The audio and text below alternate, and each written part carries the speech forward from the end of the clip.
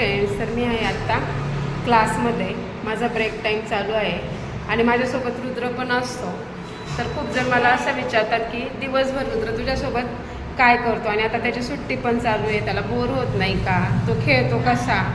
तर मी दाखवते त्याला जर बोर झालं तर तो काय करतो, किंवा त्याला जर खेळायचं असेल तर तो कसा खेळतो ते. तर इथे पहा, त्याने 3 बॉटल लावून ठेवलेल्या आहेत एका भिंतीला. त्याचा तो स्टंप म्हणून वापर करतो. आणि एक कागद घेतो, त्याचा तो बॉल बनवतो आणि 2 बेंचेसच्या मध्ये जी जागा असते तिथे तो बॉलिंग करतो.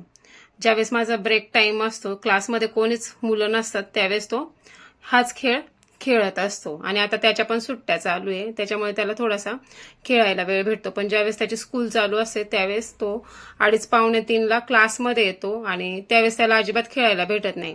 मग 6 नंतर थोडा वेळ जर भेटला तर तो क्लासच्या बाहेरच मुलांसोबत खेळत असतो. आणि खेळण्याबरोबरच तो स्टडी पण करतो. आत्ता त्याचीच बॅच चालू आहे 5th स्टँडर्डची. तर तो त्याच्या बॅच बरोबर एकदम सिन्सिअरली स्टडी करतो.